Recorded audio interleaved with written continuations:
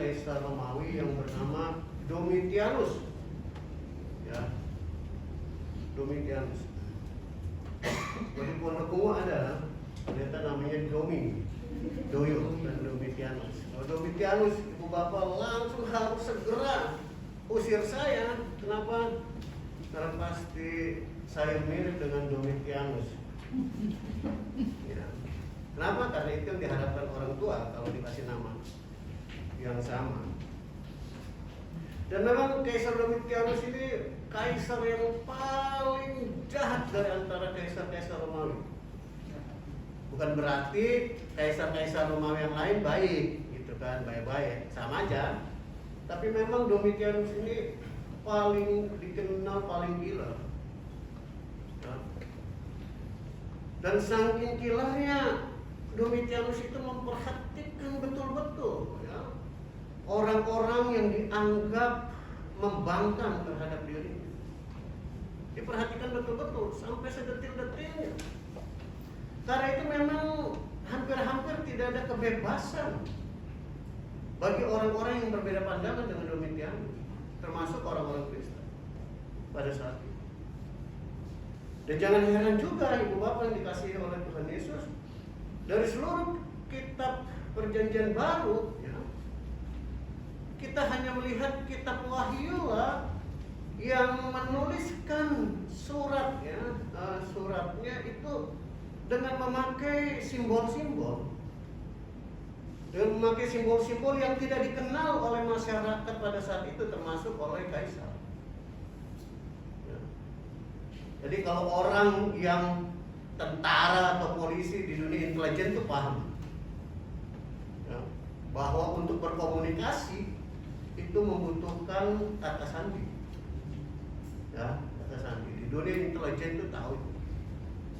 Jadi ketika misalnya dalam perang, walaupun kita sama-sama pasukan dari Indonesia, ketika lupa sandi yang diberikan pada waktu itu, kita bisa baku bunuh. Kenapa? Karena dianggap dia bagian dari kelompok lain. Jadi simbol-simbol yang ada dalam kitab Wahyu ini itu menunjukkan cara berpikir orang-orang Kristen, bagaimana caranya untuk menyampaikan kabar dan memberikan kekuatan kepada orang-orang Kristen tentang Kristus dan tentang nasib hidup mereka ke depan. Dan sekali lagi itu nggak bisa memakai bahasa-bahasa biasa seperti dalam kitab Injil misalnya, biasa aja itu bahasa. Kitab-kitab yang ditulis oleh Paulus, walaupun Paulus juga menghadapi penindasan, tetap aja pakai bahasa-bahasa yang biasa yang bisa dikenal. Tetapi di kitab Wahyu ini enggak. Ada simbol-simbol tertentu, ada naga lah, ada ular lah, ada binatang begitu, itu simbol-simbol semua tuh yang Domitianus nggak ngerti apa gitu. Dan karena itu lewat dari sortir. Dan karena itu orang-orang Kristen pada saat itu membuat simbol-simbol dalam komunikasi dengan orang-orang Kristen yang lain. Kemarin dalam pembinaan minggu kapan ini? 2 minggu lalu. Jadi kalau sekarang ada simbol ini nih, ikan ini kan simbol.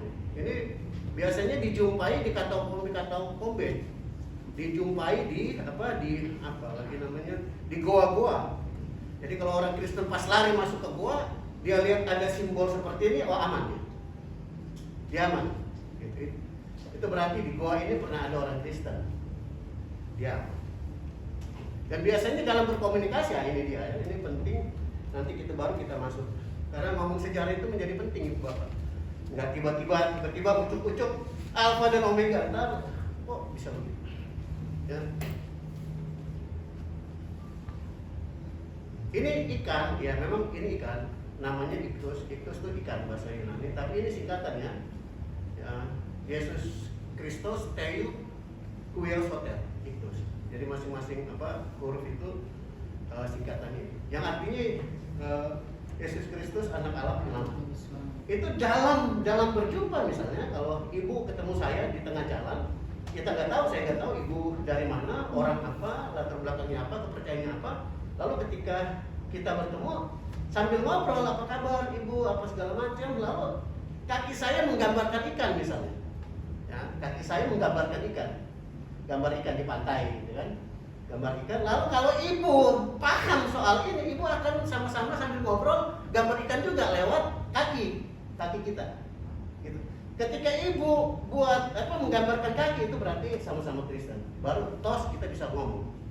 Ayo kita kuat ya, kita harus semangat, kita harus pasti memberitakan karya Tuhan, kebaikan-kebaikan Tuhan di mana-mana. Gitu, ya. Tapi kalau ibu bukan Kristen, saya gambar ikan, ibu akan tanya, nyamanya gambar apa? Gitu, ya. Karena ibu nggak tahu. Oh itu berarti bukan Kristen, udah jangan ngomong-ngomong. Ya, jadi ini simbol-simbol ini karena itu dipakai ya oleh gereja di GPB dalam konteks masa sengsara ya, atau kita bilang masa pramuka. Jadi sekali lagi situasi memang berat sekali. Situasinya berat sekali. Dan harus ada cara ya, harus ada cara yang tepat untuk mengabarkan kabar tentang Kristus sebagai penyelamat. Namun bersamaan dengan itu juga kita nggak boleh kalah dengan kenyataan. Kita nggak boleh putus asa dengan kenyataan. Oleh sebab itu Allah lewat Yohanes memberikan pengertian, memberikan hikmat, memberikan kebijaksanaan kepada Yohanes untuk berani menuliskan ini. Memberikan kekuatan kepada warga Kristen di masa itu. Agar mereka tidak kalah dengan kenyataan, sekali lagi agar mereka tidak kalah dengan kenyataan. Bahwa betul sekarang mereka sedang mengalami penindasan. Bahwa betul mereka sedang mengalami penganiayaan. Bahwa betul mereka dianiaya dan dibakar di mana-mana asal ketahuan. Tetapi janganlah karena itu orang-orang Kristen surut untuk mewartakan kabar sukacita. Kenyataan seberat apapun, pengalaman hidup seberat apapun, tidak boleh membuat orang-orang Kristen surut, patah semangat dan patah arang. Kenapa? Nah ini dia bacaan kita. Ya. Kenapa? Karena Allah atau Kristus adalah Alfa dan Omega, yang awal dan yang akhir. Dan ibu bapak, saya perlu kasih tahu bahwa sebetulnya kita bisa mengerti Alfa dan Omega ini bukan sekedar yang awal dan yang akhir.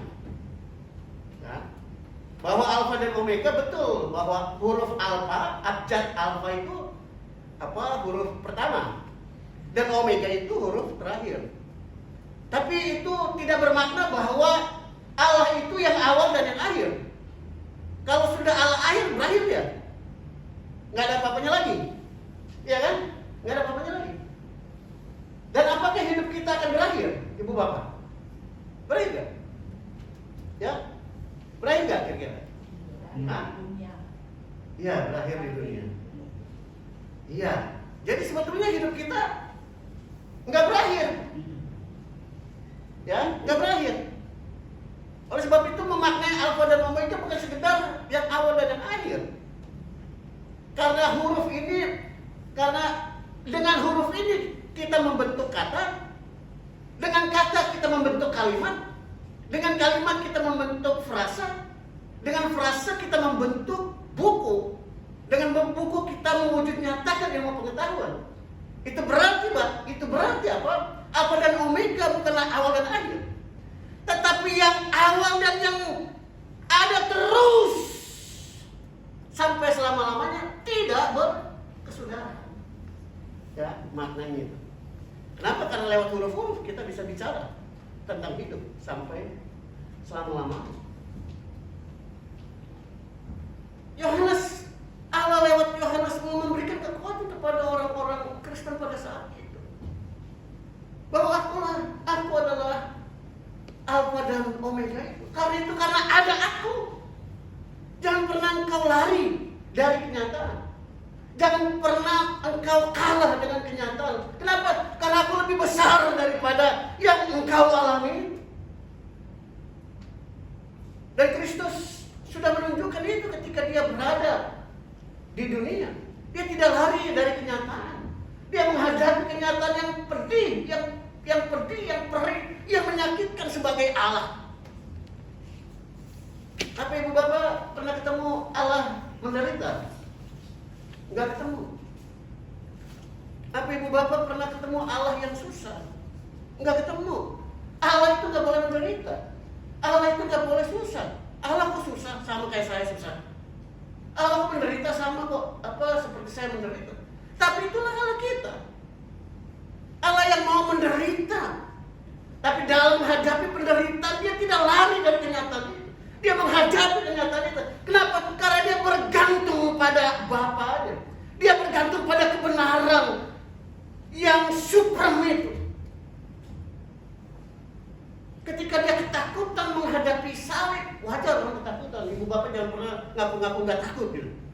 Saya juga takut dalam hidup ini. Apakah saya takut menghadapi corona? Ya takut lah. Kalau dia bilang nggak takut tuh hati-hati jangan dideketin. Biasanya ngawur dia hidupnya. Ya? Iya pasti tuh. Kalau saya nggak takut sama corona, hati-hati nih. Jangan ngawur nih. Besok-besok dia nggak pakai masker. Kenapa kalau nggak takut? Gitu. Loh Tuhan Yesus aja takut. Takut menghadapi ancaman itu.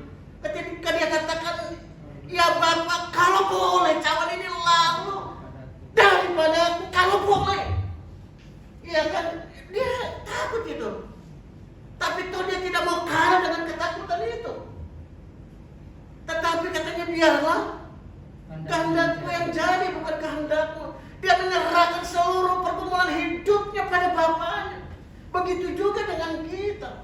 Kristus sedang menunjukkan bagaimana dia hidup. Bagaimana dia menghadapi persoalan-persoalan hidup yang menakutkan. Tetapi dia tidak boleh kalah dengan itu. Dan karena itu Kristus memberikan keyakinan kepada orang-orang Kristen pada saat itu. Dan juga kepada kita tentunya. Agar kita tidak takut menghadapi itu. Artinya jangan kita karena itu kita putus asa. Lalu kita tidak melakukan apa-apa yang baik yang bisa kita lakukan di tengah-tengah pandemi COVID-19 seperti sekarang ini. Jadi pandemi COVID-19 ini walaupun kita ada di rumah bukan berarti kita akhirnya cuma memperbanyak anak. Bapak gara-gara COVID ini anak saya jadi 7. Ya, jangan. Ya, justru ada di rumah itu kita tetap harus menghubungkan diri kita dengan dunia di luar dengan cara-cara yang lebih baru. Dengan teknologi yang sudah ditemukan ini. Dengan Zoom, dengan video call, dengan segala hal. Kita tetap harus memberitakan kabar tentang kebaikan Tuhan. Dan kita bisa melakukan itu kalau kita punya pengharapan ini dia nih. Jadi cerita Wahyu ini sebetulnya cerita tentang pengharapan. Orang yang tidak punya pengharapan pasti jatuh. Orang yang tidak punya pengharapan pasti cepat putus asa. Kenapa? Dia akan bilang, ya mau ngapain? Hidup udah susah, datang lagi COVID. Makan aja udah susah, datang lagi COVID. Timbang hidup, mendingan mati aja. Gitu kan? Itu orang nggak punya pengharapan. Tapi kita puasa mau memperlihatkan bahwa ada pengharapan. Di mana pengharapan itu? Allah ada bersama-sama dengan kita. Aku adalah Alfa dan Omega. Karena itu jangan takut. Jalan terus. Lakukan yang terbaik. Kamu akan tiba pada ujung di mana engkau tuju itu. Dan memang beda antara manusia dengan binatang dengan kucing itu pengharapan. Kucing nggak punya pengharapan, manusia punya pengharapan. Kalau manusia tidak punya pengharapan, dia menyamakan dirinya dengan kucing. Kenapa? Karena akhirnya dia membunuh dirinya. Padahal kucing nggak pernah bunuh diri. Itu berarti dia merendahkan dirinya ketimbang kucing. Ya. Jadi sekali lagi ini luar biasa. Dan karena itu dalam situasi dan ketika dia mengatakan Alfa dan Omega, dia juga berjanji akan hadirnya suatu, apa katanya, dunia baru, bumi baru, ya, bumi baru, dunia baru.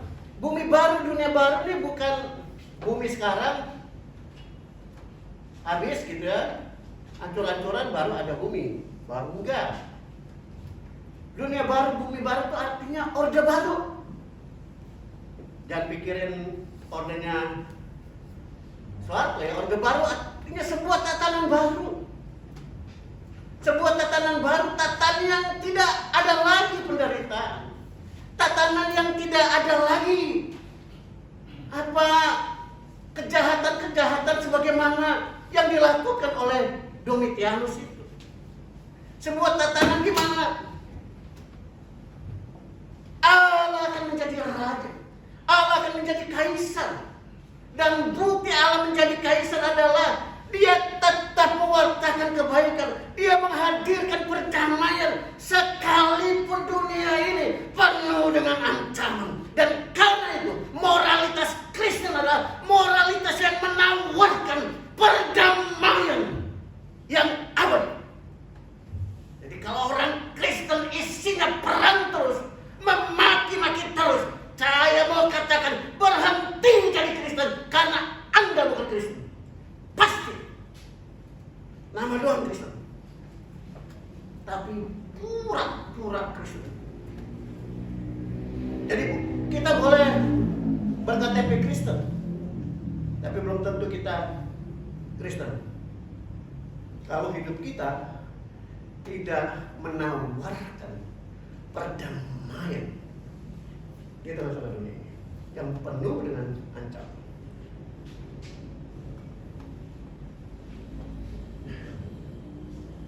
Ibu bapak nggak perlu minum di sini kalau saya boleh. Ya. Oleh sebab itu sekali lagi saya mau mengajak kita semua, kalau kita punya pengharapan di masa-masa seperti ini, kita sesungguhnya kita harus menghilangkan paham-paham kita yang sangat bergantung pada realita. Kita seringkali bergantung pada realita, ya sekarang begini ya udahlah, nanti aja kita. Lalu kita mengatakan anak saya nggak kuliah, anak saya nggak sekolahnya nggak tinggi, anak saya begini, anak saya begitu. Lalu kita berpikir anak kita akan maju surga. Apa itu maju surga? Masa depan surga. Dalam kekristenan sudah tidak ada lagi manusia. Kenapa? Karena masa depan sudah dijanjikan oleh Tuhan di depan sana. Asal kita mau melihat itu semua dengan pengharapan. Pengharapan memampukan kita melihat sesuatu yang tidak bisa dilihat dengan memakai kacamata biasa dan ukuran-ukuran yang bersifat akademik. Nggak bisa. Kenapa? Karena pengharapan itu selalu diawali dengan iman pada Tuhan.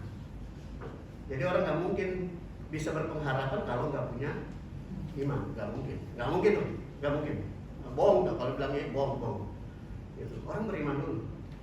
Karena beriman pada Tuhan, dia bergantung pada Tuhan, dia percaya pada Tuhan, maka dia percaya ada pengharapan di depan sana. Dan karena itu, nah ini yang tadi saya bilang ya, orang Kristen di masa lalu begitu ada masalah, dia malah nggak nantang-nantang. Ya kan dia nggak nantang-nantang apa? Kaisar itu, dia nggak nantang-nantang. Dia mengambil jarak dari dunia ini dengan masuk ke katakombe. Ada kesempatan baru keluar, wartakan Injil. Kalau pas ada pertemuan di mana-mana lewat apa, menggambar apa-apa, baru begitu ada ancaman dia masuk lagi ke tempat-tempat lain. Nah begitu juga dengan kita.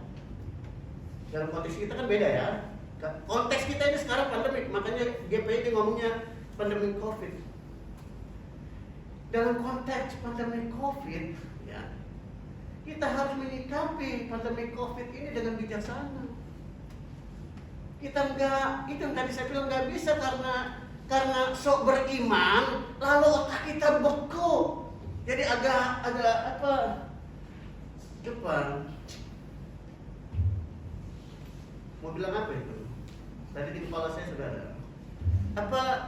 Membuat kita jadi bodoh begitu. Ya, percaya membabi buta. Orang-orang Kristen enggak pada saat itu. Dia percaya, tapi dia harus bijaksana juga. Kalau nekat-nekatan, tunjukin diri, saya Kristen mau apa? Lu mau bunuh, gua bunuh aja. Ya mati cepetan. Iya kan? Dalam konteks seperti sekarang ini, pandemi COVID-19 juga kita harus seperti itu. Kita nggak bisa menganggap seolah-olah COVID-19 itu nggak ada. Lalu kita menganggap sepi. Lalu tiba-tiba kita tertular karena kita nggak tahu tertular, lalu kita menularkan orang lain. Karena itu dibutuhkan kebijaksanaan kita untuk mematuhi protokol penanganan COVID-19 yang sudah dicanangkan oleh pemerintah. Kebetulan pemerintah kita ini bukan pemerintah Domitianus yang gak mikirin rakyatnya, yang hanya memikirkan diri sendiri. Pemerintah kita ini sedang memikirkan rakyatnya, betul-betul mikirin rakyatnya. Dan dia mengeluarkan dana ratusan triliun untuk itu. Lalu kita masyarakatnya, terutama orang-orang Kristen, gak mau peduli dengan itu. Bukankah kita justru bukan mewartakan kabar sukacita, tapi justru kita memberatkan dunia ini, memberatkan pemerintah. Kenapa? Karena dengan kehadiran kita menjadi ancaman buat orang lain. Padahal harusnya kita bukan menjadi ancaman buat orang lain, tapi justru hidup kita menawarkan perdamaian dan kesejahteraan bagi orang lain. Oleh sebab itu, dengan telah dibentuknya Satgas penanganan COVID-19, kita di seluruh warga jemaat Pondok Ungu ini, kita akan dengar apa kata Satgas itu. Nggak bisa. Karena saya pendeta, kau dengar saya. Enggak. Saya pastikan tidak. Dan karena kita penatua diaken, lalu kita bilang saya pimpinan di gereja ini, kau dengar saya, tidak. Kita dengarkan Satgas penanganan COVID-19 dan seluruh kegiatan-kegiatan kita harus berkoordinasi dengan Satgas penanganan COVID-19. Kalau besok-besok dia bilang, ya sudah, setiap ibadah minggu yang hadir 2 orang saja, ikutin aja. Kalau misalnya, kenapa? Karena sesungguhnya kita ibadah sudah bisa lewat rumah, sudah bisa lewat Zoom, sudah bisa lewat segala-galanya. Dengan kita di rumah, dengan lewat Zoom, kita tidak menjadi ancaman buat orang lain. Dan sebisa-bisanya juga Ibu Bapak cari cara untuk mendapatkan vaksin COVID-19. Saya sudah melakukan itu kemarin. Saya berharap saya jadi contoh. Bagaimana caranya Ibu Bapak cari tahu? Saya mau kasih tahu, saya belum mati gara-gara vaksin itu. Seringkali hoax itu memberitakan bahwa hati-hati, itu apa segala macam, itu dari Cina apa segala macam, jangan-jangan racun bikin mati kita. Saya mau kasih tahu, saya nggak mati. Yang nggak tahu kalau besok mati sih lain soal. Bukan karena, yang jelas bukan karena vaksin itu. Dengan kita mendapatkan itu, paling tidak kita sudah melindungi diri kita sendiri, dan dengan cara itu kita bisa juga melindungi orang lain sebagai rasa syukur atas kebaikan yang sudah Tuhan berikan kepada kita, karena Dia adalah Alfa dan Omega. Sehingga lewat hidup kita ini, kita menampakkan bahwa Allah pemberi damai sejahtera itu ada di tengah-tengah dunia ini. Oleh sebab itu, sekali lagi, lewat bacaan kita, saya mengajak kita semua untuk meyakini bahwa kita pasti akan keluar dari pandemi COVID-19 ini. Kapan? Nggak tahu. Tapi karena kita punya iman, dan pengharapan pada Kristus, maka kita percaya kita akan keluar. Dan caranya, mari kita mewartakan tentang kebaikan-kebaikan Tuhan dalam hidup kita dengan cara, dalam konteks sekarang, mentaati protokol penanganan pandemi COVID-19, memakai masker, mencuci tangan tiap hari, setiap saat, lalu apalagi menjaga jarak, mengurangi mobilitas. bukan sekedar 3M. Kementerian Dalam Negeri menambahkan menjadi 5M. Ya. Yang keempat apa? Menghindari kerumunan. Itu dia. Ini kerumunan kan? Ya, jaga jarak. Yang terakhir, mengurangi mobilitas.